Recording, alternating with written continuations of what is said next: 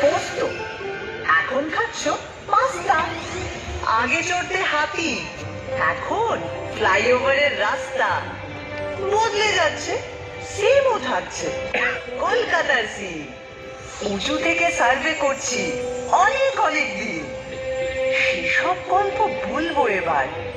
1 2 3।